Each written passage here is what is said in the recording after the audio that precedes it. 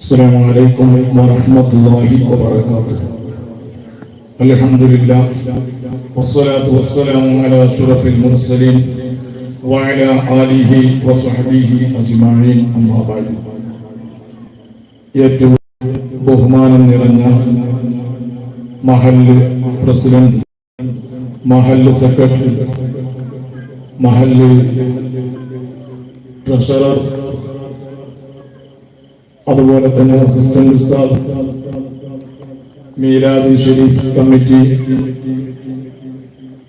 President, treasurer, അതുപോലെ മഹല്ല് vice president, അതുപോലെ മുന്നിൽ കൂടിയ സദസ്സിൽ കൂടിയ സഹോദര സഹോദരിമാരെ, വിദ്യാർത്ഥിനികളെ, അല്ലാഹു സുബ്ഹാനഹു വ തആല നമ്മളുടെ ഈ മജ്‌ലിസ് അവൻ തൃപ്തിപ്പെട്ട ഒരു മജ്‌ലിസായി കബൂലാക്കി തരുമാറാകട്ടെ. സുദീർഘമായി ഹദീസും ആയത്തും ഓതി ദീർഘിപ്പിക്കുന്നില്ല. രക്ഷിതാക്കന്മാരെ എല്ലാവരെയും കൂടെ നമുക്ക് കിട്ടുക വർഷത്തിൽ ഒരു പ്രാവശ്യമാണ്. ഈ റബീഉൽ അവ്വലിനാണ് മദ്രസയിൽ രക്ഷിതാക്കന്മാരെ മീറ്റിംഗ് വെച്ചാൽ പോലും ചിലപ്പോൾ എല്ലാവരും എത്തിക്കൊള്ളണം എന്നുണ്ടാവില്ല. എന്നാൽ കുട്ടികളുടെ പരിപാടിക്ക് അൽഹംദുലില്ലാഹ് എല്ലാവരും എത്തും. അങ്ങനെയാണ് കുട്ടികളെ രക്ഷിതാക്കന്മാരെ നമുക്ക് എല്ലാവരെയും ഒരുമിച്ച് കിട്ടുന്ന ഒരു ദിവസമാണ് റബീഉൽ അവ്വൽ. ഈ ദിവസം വലിയ പ്രാധാന്യമുള്ള ഒരു ദിവസം കൂടെയാണ്. ലോകത്തിലുള്ള മരങ്ങൾ മുഴുവനും പേനയായി മാറിയാലും സമുദ്രങ്ങൾ മുഴുവനും മഷിയായി മാറിയാലും ലോകത്തിന്റെ നേതാവ് മുഹമ്മദ് റസൂലുള്ളാഹി സ്വല്ലല്ലാഹു അലൈഹി വസല്ലമ തങ്ങളുടെ ചരിത്രം എഴുതി പൂർത്തിയാക്കാൻ സാധിക്കുകയില്ലെന്ന് ബുസൂരി ഇമാം റളിയല്ലാഹു തആല അൻഹുവിനെ പോലത്തവർ രേഖപ്പെടുത്തിയതായിട്ട് കാണാൻ സാധിക്കും. പ്രിയപ്പെട്ട സഹോദരന്മാരെ, മദ്രസയുടെ കാര്യം അൽഹംദുലില്ലാഹ് വളരെ റാഹത്തായിട്ട് നടന്നു പോകുന്നുണ്ട്.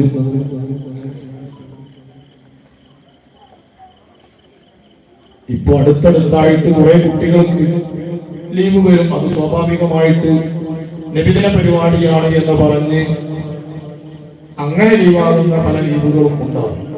രക്ഷിതാക്കന്മാർ വളരെയധികം ശ്രദ്ധിക്കണം കുട്ടികളെ ലീവാക്കുന്ന വിഷയത്തിൽ. ഒരു ഉസ്താദിന് 4-5 ക്ലാസും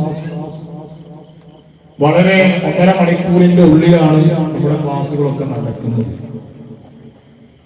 അപ്പോ വൈകി വരുന്ന കാര്യവും വളരെയധികം ശ്രദ്ധിക്കണം.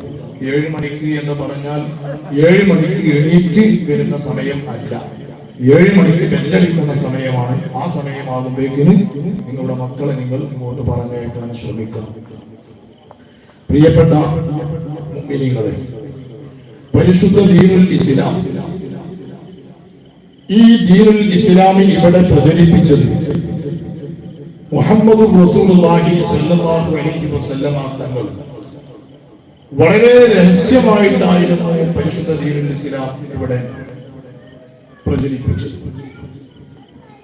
ദാറുൽ അർഖമിൽ വെച്ചുകൊണ്ട് മഹാനായ മുഹമ്മദ് സ്വല്ലല്ലാഹു അലൈഹി വസല്ലമ തങ്ങൾ യോഗം ചേർന്ന് ആ എക്സിക്യൂട്ടീവിൽ വരുന്ന വിവരങ്ങൾ മറ്റു സഹാബത്തെ കിറാമിനെ അറിയിക്കുന്ന ഒരു സ്വഭാവമായിരുന്നു ഉണ്ടായിരുന്നത്.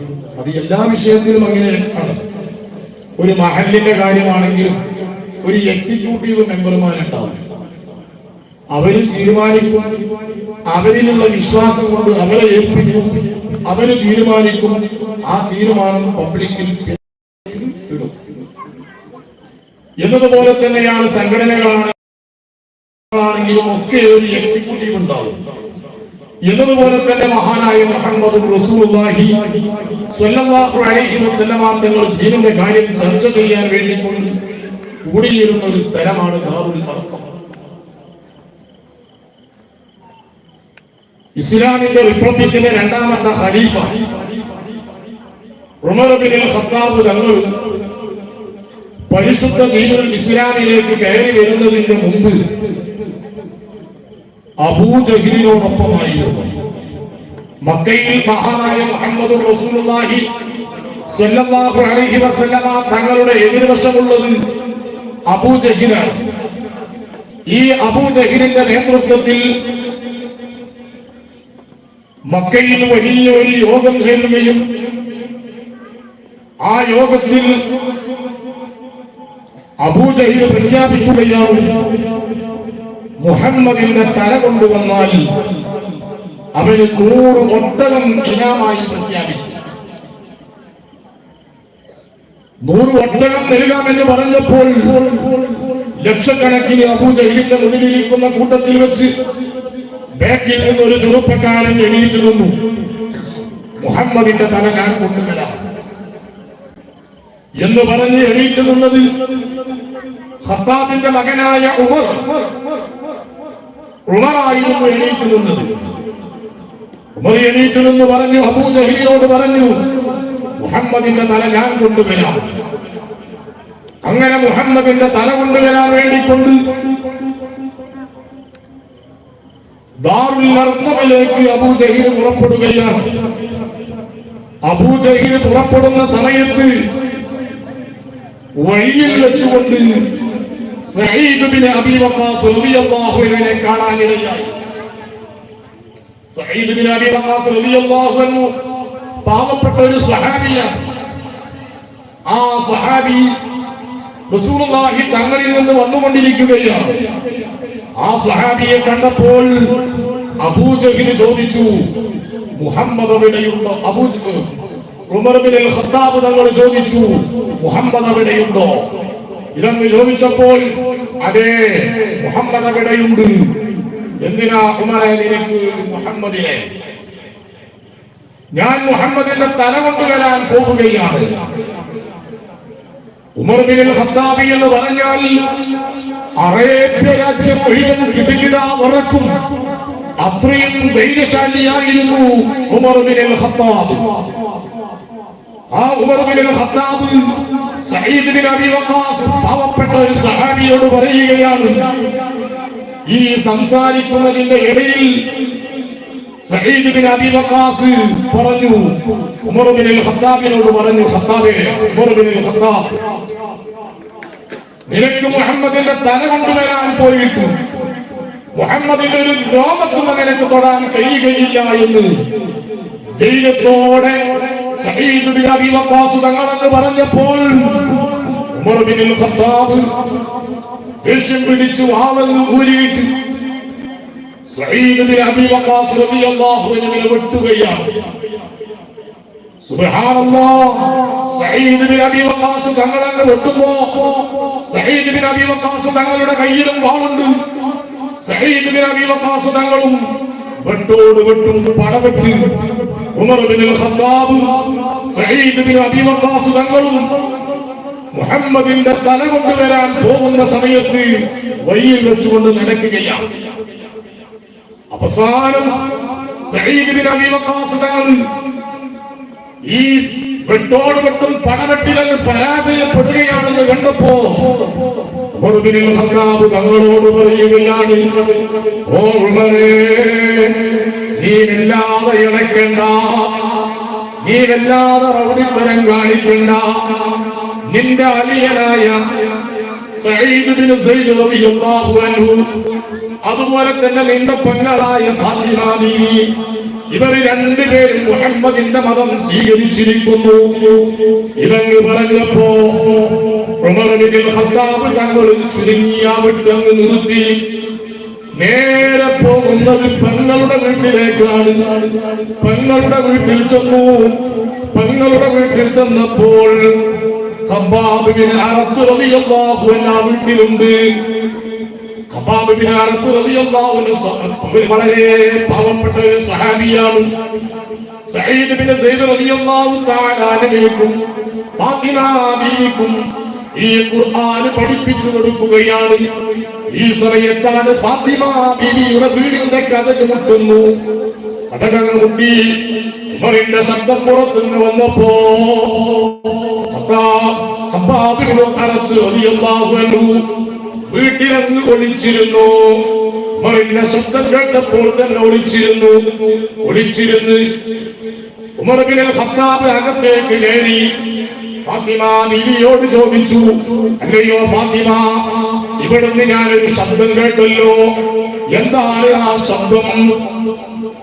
അപ്പോൾ ഫാത്തിമ ബീവി പറയുകയാണ്, ഇവിടെ ഞങ്ങൾ കൂടിയിരുന്ന് സംസാരിക്കുന്ന ശബ്ദമായിരിക്കണം, അതല്ലാതെ പ്രത്യേകിച്ചൊന്നും ഉണ്ടായിട്ടില്ലല്ലോ.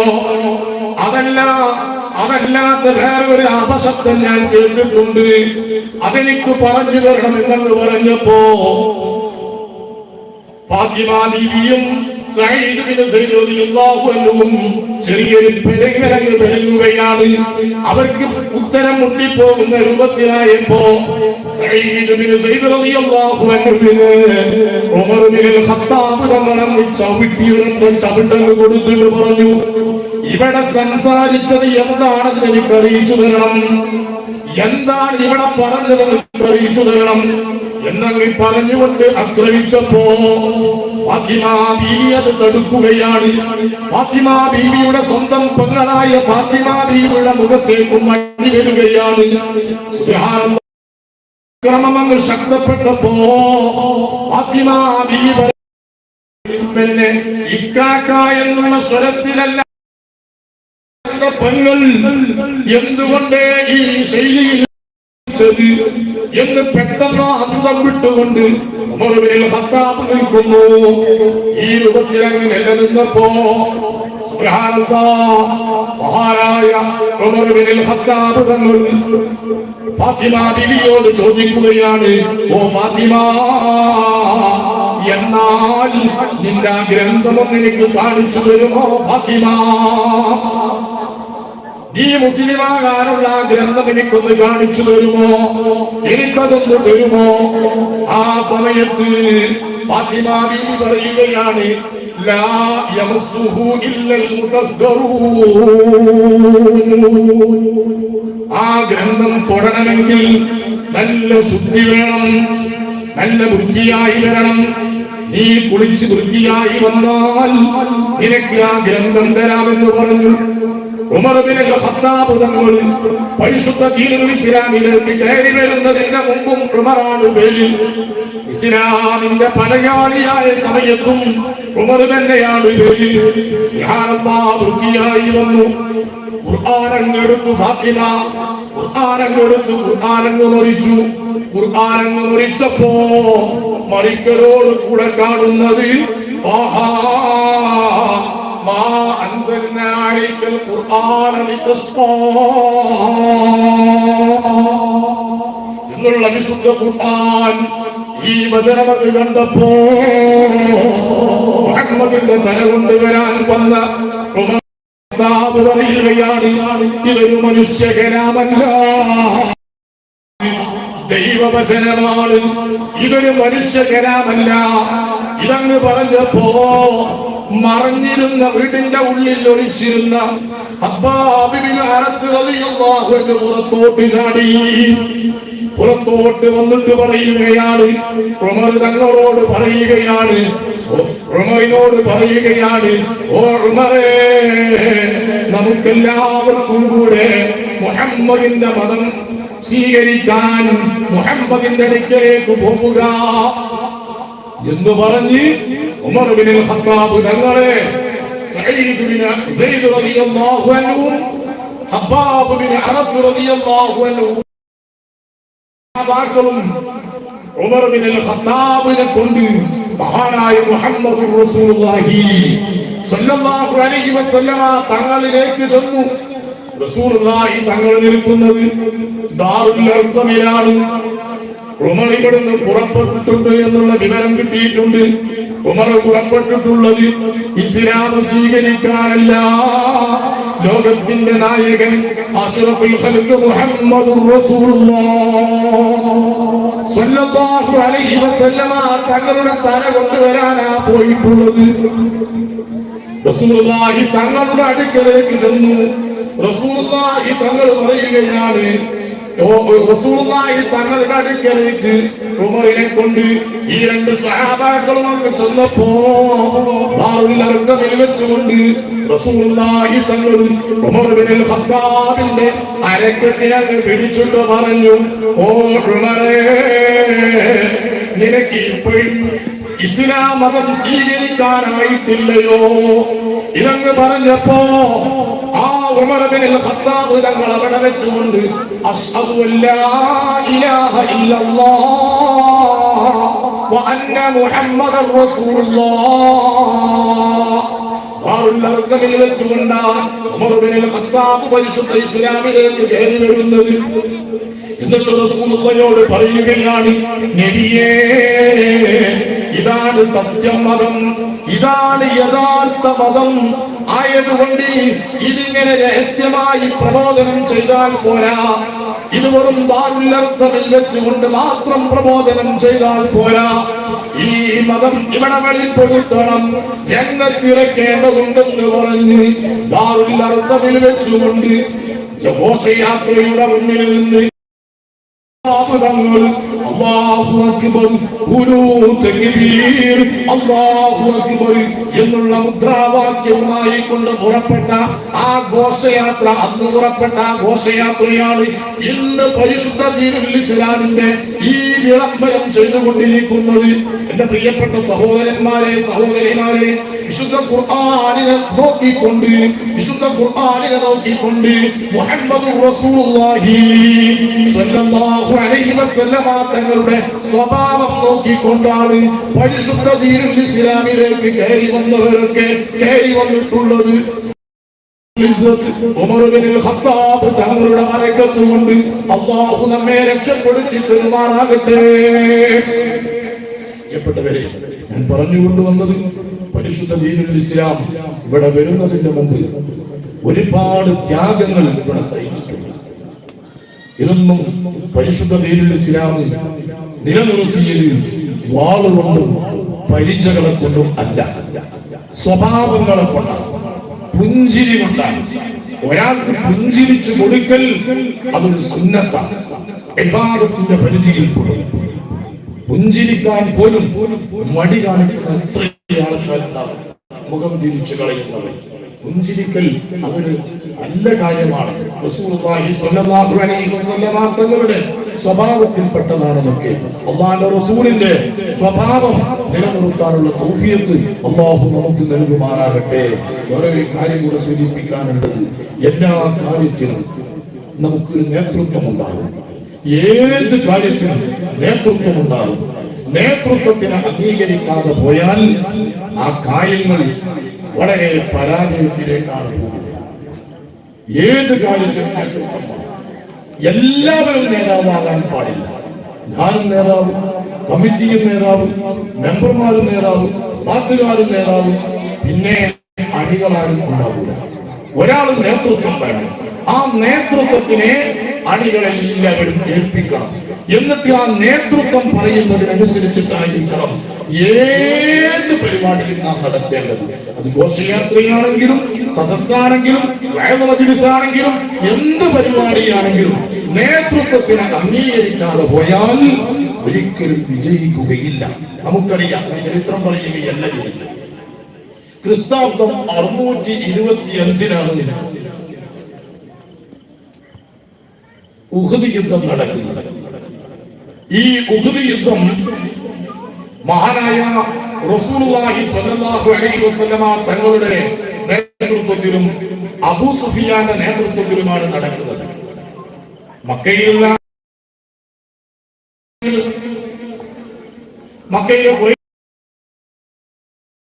റസൂലുള്ളാഹി തങ്ങളെ കൊണ്ട് മദീനയിലുള്ള മുസ്ലിംകളെ സ്വഹാബത്തിനെ കൊണ്ടുമാണ് യുദ്ധം നടക്കുന്നത്.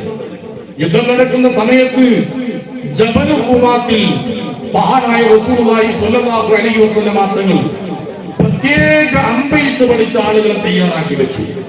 വിഷയം മനസ്സിലാക്കാൻ ഞാൻ പറഞ്ഞു. പ്രത്യേകമായിട്ട് അമ്പെയ്ത്തുകാരെ ജബൽ റുമാത്തിൽ വെച്ചു. ജബൽ റുമാത്തിന്റെ വലിയൊരു കിടങ്ങായ ഭാഗത്താണ് മഹാനായ റസൂലുള്ളാഹി സ്വല്ലല്ലാഹു അലൈഹി വസല്ലമ തങ്ങൾ ഈ സ്വഹാബാക്കളെ തയ്യാറാക്കി വെച്ചിട്ടുള്ളത്. ആ സമയത്ത് റസൂലുള്ളാഹി തങ്ങൾ അവരോട് പറഞ്ഞു, നിങ്ങളോട് ഞാൻ ഇവിടുന്ന് ഇറങ്ങാൻ പറയുന്നത് വരെ നിങ്ങൾ ഇവിടുന്ന് ഇറങ്ങാൻ പാടില്ല. വിഷയം മനസ്സിലാക്കണം. ജബൽ റൂമാത്തിൽ നിർത്തിയ സഹാബത്തിനോട് റസൂലുള്ളാഹി പറയുകയാണ്, നിങ്ങൾ എന്റെ റിപ്പോർട്ട് കിട്ടാതെ ഇവിടുന്ന് ഇറങ്ങാൻ പാടില്ല.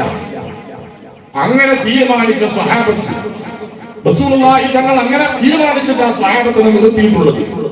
അങ്ങനെയാണ് ഉഹുദ് യുദ്ധം ഇവിടെ തീർന്നു. വിജയം കൈവരിക്കൊണ്ട് ഇരിക്കുകയാണ് മുസ്ലിമീങ്ങൾ. ആ സമയത്താണ് സ്വഹാബത്തിൽ രണ്ട് അഭിപ്രായം. എല്ലാ കൂട്ടത്തിലും ഉള്ളതുപോലെ തന്നെ അഭിപ്രായം എന്താണ്? ഇനി എന്തിനാ നമ്മൾ ഇവിടെ നിൽക്കുന്നു? ഇതിന്റെ വലിയൊരു കുണ്ടല്ലേ ഈ ജബൽ റൂമാത്തിന്റെ താഴ്വരയിൽ, ഇതിലൂടെ ആര് കയറി വരാനാ? എന്തിനാ ഇനി നമ്മൾ ഇവിടെ നിൽക്കുന്നത് എന്നൊരു വിഭാഗം. ഇനി നമുക്ക് തിരിച്ചു പോവുക എന്നൊരു വിഭാഗം. ഒരു വിഭാഗം പറഞ്ഞു, നമ്മളെ ഇവിടെ കൊടുത്തു നിർത്തിയിട്ടുള്ളത് നമ്മളുടെ നേതാവ് മുഹമ്മദ് റസൂലുള്ളാഹി നബി സല്ലല്ലാഹു അലൈഹി വസല്ലമ തങ്ങളാണ്. നബി സല്ലല്ലാഹു അലൈഹി വസല്ലമ തങ്ങൾ നമ്മെ ഇവിടെ നിർത്തിയപ്പോൾ പറഞ്ഞിട്ടുള്ളത്, ഞാൻ പറയുമ്പോഴാണ് ഇവിടുന്ന് ഇറങ്ങേണ്ടത്, അതുവരെ നിങ്ങൾ അവിടെ നിൽക്കണം. ഇത് റസൂലുള്ളാഹി പറഞ്ഞിട്ടുണ്ട്. അപ്പൊ റസൂലുള്ളാഹിയുടെ സമ്മതം കിട്ടാതെ ഇവിടുന്ന് ഇറങ്ങാൻ പാടില്ല. ആയതുകൊണ്ട് ഇവിടുന്ന് പോകാൻ പറ്റില്ല. ഒരു വിഭാഗം സ്വഹാബത്ത് ഈ ജബൽ റൂമാത്തിലേക്ക് റസൂലുള്ളാഹി തങ്ങൾ സ്വഹാബത്തിനെ തീരുമാനിച്ചപ്പോൾ ശത്രു സൈന്യം അവിടെ ഉണ്ടായിരുന്നു.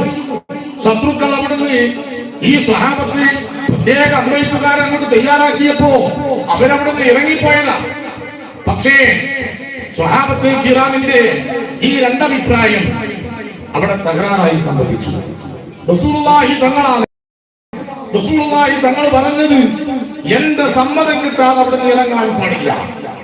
ആ വാക്കിനെ ലംഘിച്ചുകൊണ്ട് ഒരു വിഭാഗം യുദ്ധം ഏകദേശം തീർന്നല്ലോ എന്നുള്ള നിലയ്ക്ക് ഇറങ്ങിയ ഭാഗത്തിലൂടെ ശത്രുക്കൾ കയറുകയും അമ്പെയ്ത്ത് ചെയ്യുകയും ഉഹുദ് യുദ്ധം പരാജയപ്പെടുകയും ചെയ്തു. കാരണം ഉഹുദ് യുദ്ധം പരാജയപ്പെടാനുള്ള കാരണം നേതൃത്വത്തിന് അംഗീകരിച്ചില്ല, അമീറിനെ അംഗീകരിക്കണം. നമ്മുടെ നേതൃത്വം അംഗീകരിച്ചുകൊണ്ടായിരിക്കണം നമ്മുടെ പരിപാടികളൊക്കെ മുന്നോട്ട് പോകേണ്ടത്. നേതൃത്വത്തിന് വിലവെക്കാതെ നാം നടന്നാൽ നമ്മളുടെ എല്ലാ പരിപാടികളിലും അത് നമുക്ക് ഇങ്ങനെ ബാധിച്ചുകൊണ്ടിരിക്കും. അത് നമ്മുടെ കുടുംബങ്ങളിൽ ബാധിക്കും, നമ്മുടെ സ്വയമായിട്ടുള്ള കാര്യങ്ങളിൽ ബാധിക്കും, വ്യക്തി ജീവിതത്തിൽ ബാധിക്കും, എല്ലാത്തിലും ബാധിക്കും.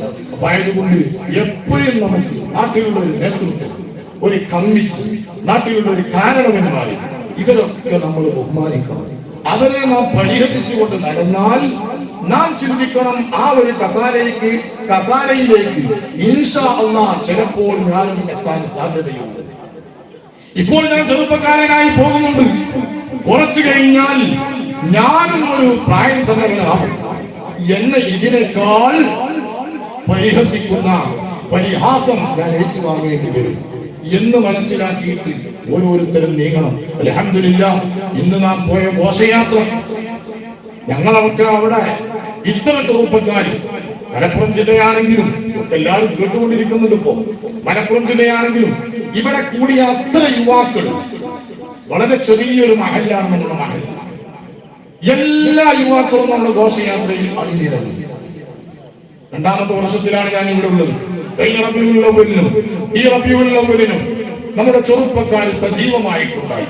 ഞങ്ങളൊക്കെ ആ ഭാഗങ്ങളിലേക്ക് സംഘടനക്കാർ ഒരുമിച്ച് കൂട്ടുമ്പോ മറ്റുള്ള ഒരു സംഘടനയോടുള്ള വാശി കാരണം തിരക്കുകൾ ഒഴിവാക്കിക്കൊണ്ട് കൂടാനാണ് പതിവുള്ളത്. ഒന്നിച്ചു പോകുന്നിടത്ത് ഇത്ര ചെറുപ്പക്കാർ കൂടിക്കൊള്ളണമെന്നില്ല. എന്നാൽ ഇവിടെ അങ്ങനെയല്ല, എല്ലാവരും ഒരുമിച്ച് പോകുന്ന നല്ല സുന്ദരമായ ഒരു മഹല്ല്, റാഹത്തുള്ള ഒരു മഹല്ല്. ഈ മഹല്ലിലുള്ള ചെറുപ്പക്കാര് നബിദിനമാകുമ്പോ അതിന്റെ എല്ലാ കാര്യങ്ങളിലും സജീവമായി കൊണ്ട് നമ്മുടെ ഷിബുടെ നേതൃത്വത്തിൽ, ഞാൻ ഒരാളെ പേര് പറഞ്ഞതിനെ കൊണ്ട് ഇനി അതൊരു വേറെ വിവാദമാക്കി മാറ്റരുത്. കാരണം എന്തുകൊണ്ടെന്ന് വെച്ചാൽ ഇവിടെ കാണുന്ന എപ്പോഴും ഇതുമായി കൊണ്ട് ബന്ധപ്പെട്ട ഒരാളെ എന്റെ കണ്ണിൽ കാണുന്നതാണ് ഞാൻ പറഞ്ഞത്. അങ്ങനെയാണല്ലോ, എപ്പോ നോക്കിയാലും ഇതുമായി കൊണ്ട് ഒരു ഈ കാര്യങ്ങളിലേക്ക് സജീവമായി കൊണ്ടുണ്ടാവുന്ന, അതുപോലെ അവന്റെ കൂട്ടുകാരായിട്ട് അവനോടൊപ്പമായിട്ടുണ്ടാവുന്ന പല സുഹൃത്തുക്കളും എല്ലാം സജീവമായിക്കൊണ്ട് ഘോഷയാത്രയിലാണെങ്കിലും അതിന്റെ ഒരറ്റം മുതൽ ഒരറ്റം വരെ റാഹത്തോടുകൂടെ അൽഹംദുലില്ലാഹ്. പിന്നെ ചൂടൊക്കെ ആകുമ്പോ കുറച്ചൊക്കെ പ്രശ്നവും കാര്യങ്ങളൊക്കെ ഉണ്ടാവും. അതൊക്കെ സ്വാഭാവികമാണ്. അതിനൊന്നും നമ്മൾ എന്ത് ചെയ്യാൻ പാടില്ല, മനസ്സിലോ മറ്റുള്ള കാര്യങ്ങളോ ഒന്നും ഉണ്ടാവാതെ നല്ല റാഹത്തായ രൂപത്തിൽ പോകണം. പക്ഷെ കൂടുതൽ നടത്തമാകുമ്പോ നമ്മളുടെ നാട്ടിലുള്ള പല ഉമ്മമാർക്കും നമ്മുടെ ഘോഷയാത്ര കാണാതെ വരുന്നുണ്ടോ എന്നെന്റെ ഒരു സംശയമാണ്. അത് ഞാൻ കൊടുത്തിട്ടുന്നുള്ളൂ. നമ്മുടെ കുറെ ദൂരം പോകുമ്പോ കൂടുതൽ നമ്മുടെ ഉമ്മമാരുള്ളത് ഈ ഭാഗത്തും കൂടുതൽ പിന്നെ ഈ ഭാഗത്തുമാണുള്ളത്. ഈ ഭാഗത്തുള്ള ഉമ്മമാർ ഏകദേശമൊക്കെ നമ്മുടെ ഘോഷയാത്ര കാണും. ആ ഭാഗത്തുള്ള ഉമ്മമാർക്ക് എത്രമാത്രം ഘോഷയാത്ര വൃത്തിയായി പോയി എന്നുള്ളത് കാണാൻ കഴിയില്ല. അവിടേക്ക് എത്തുമ്പോഴത്തേന് ഇറാഖിൽ മിസൈൽ വിട്ട മാതിരിയാണ്. കാരണം എന്തുകൊണ്ടെന്ന് വെച്ചാൽ എല്ലാവരും പിരിഞ്ഞുപോയി, അങ്ങോട്ടും ഇങ്ങോട്ടും പിരിഞ്ഞു പോവുകയാണ്. അപ്പൊ നമ്മളുടെ ഉമ്മമാർക്ക് എത്രമാത്രം നമ്മുടെ ഘോഷയാത്രയുടെ വൃത്തി സാധിക്കാതെ പോകുന്നുണ്ട്. അതിനും കൂടെ ഒരു തയ്യാറെടുപ്പ് ഇൻഷാ അല്ലാഹ് നമുക്ക് നടത്തണം. അല്ലാഹു തആല അതിനൊക്കെയുള്ള തൗഫീഖ് നൽകുമാറാകട്ടെ. നമ്മുടെ ഈ സദസ്സില് പ്രത്യേകം ദുആ ചെയ്യാൻ പറഞ്ഞുകൊണ്ട് ഒരുപാട് ഉമ്മമാര് പറഞ്ഞിട്ടുണ്ട്, ഒരുപാട് ഉപ്പമാര് പറഞ്ഞിട്ടുണ്ട്. പ്രത്യേകം എന്നോട് ഒരാള് വിളിച്ചിട്ട്, ഒരു സഹോദരി വിളിച്ചിട്ട് പറഞ്ഞു, പ്രത്യേകം ദുആ ചെയ്യണം, ഞാൻ 50,000 സ്വലാത്ത് ചൊല്ലിയിട്ടുണ്ട്. അതുപോലെ എന്റെ ഭർത്താവിന്റെ ഉമ്മ 1,00,000 സ്വലാത്ത് ചൊല്ലിയിട്ടുണ്ട്. പ്രത്യേകം ദുആ ചെയ്യണം. അത് കേട്ടപ്പോൾ വല്ലാത്തൊരു സന്തോഷം. ഹബീബ് മുഹമ്മദ് റസൂലുള്ളാഹി തങ്ങളുടെ മേലും 1,00,000 സ്വലാത്ത് ചൊല്ലി, 50,000 കണക്ക് വെച്ച് സ്വലാത്ത് ചൊല്ലി. അതിന് വലിയൊരു പവറാണ്. അല്ലാഹു സുബ്ഹാനഹു വ തആല ആ സ്വലാത്ത് ഇന്നത്തെ ദിവസം തന്നെ മഹാനായ മുത്തുനബിയുടെ ഹദറത്തിലേക്ക് അല്ലാഹു എത്തിച്ചു കൊടുക്കുമാറാകട്ടെ. ആ ഉമ്മക്ക് കുറഞ്ഞ അസുഖങ്ങളുണ്ട്. അല്ലാഹു സുബ്ഹാനഹു വ തആല സ്വലാത്തിന്റെ ബറക്കത്ത് കൊണ്ട് ആ ഉമ്മയുടെ രോഗം പരിപൂർണമായിട്ടും അല്ലാഹു ശിഫയാക്കി കൊടുക്കുമാറാകട്ടെ. എന്ത് തന്നെയാണെങ്കിലും അല്ലാഹു ശിഫയാക്കി കൊടുക്കുമാറാകട്ടെ. അതുപോലെ പല ഉമ്മമാരും, ആ ഉമ്മ വീണ്ടും പറഞ്ഞിട്ടുണ്ട്, കാലുവേദനയും കൈവേദനയും ശരീരത്തിന്റെ പല ഭാഗങ്ങളിലുള്ള വേദന അല്ലാഹു സുബ്ഹാനഹു വ തആല ആ ഉമ്മയുടെ എല്ലാ രോഗങ്ങളും പരിപൂർണമായിട്ടും ശിഫയാക്കി കൊടുക്കുമാറാകട്ടെ. കൃത്യമായിട്ട് നമ്മുടെ മാസം നടത്തുന്ന സ്വലാത്തിൽ കൃത്യമായിട്ട് പങ്കെടുക്കുന്ന ഉമ്മമാരാണ്. ഇതുപോലെ ഒരു സ്വലാത്തും മുടങ്ങാതെ പങ്കെടുക്കുന്ന സഹോദരിമാരുണ്ട്. ഇവിടെ 14 സ്വലാത്ത്